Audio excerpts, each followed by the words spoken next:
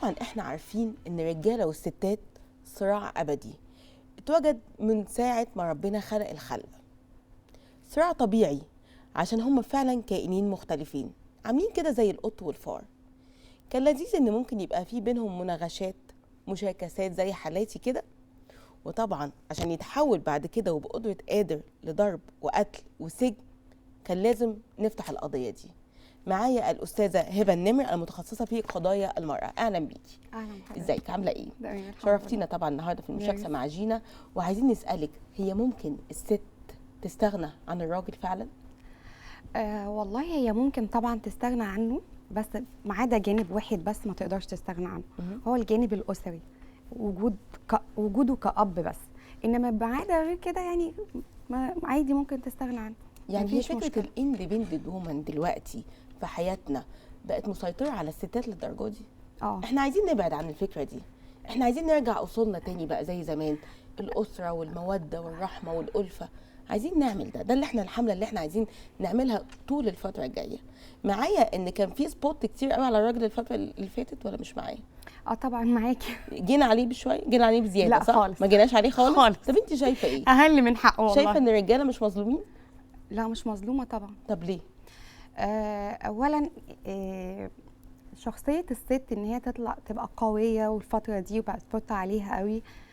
ما ننساش ان الفضل الاول طبعا بعد ربنا الراجل.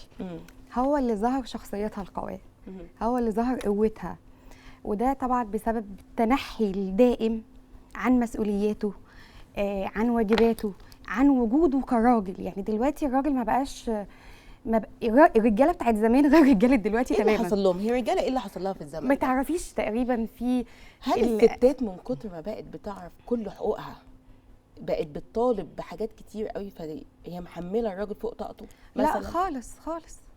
هو اصلا الراجل مش بيديها جزء من حقها علشان يخليها تعرف ايه كل حقوقها. انتوا مفتريين قوي والله العظيم. لا خالص كل الرجاله بقت وحشه. لا مش كلهم، لا مش كلهم، لا مش كلهم. في ناس بتتقي الله، واكيد في ناس بصي بنسبه 90%، بنسبه 90%. حضرتك بتحكي لي عن تجربه شخصيه ولا بتحكي لي بناء على قصص عن قصص كتير قوي. انا لو اقول لك كميه الحالات اللي انا بشوفها انا قلبي بيوجعني بشكل يعني مش قادره اقول لك.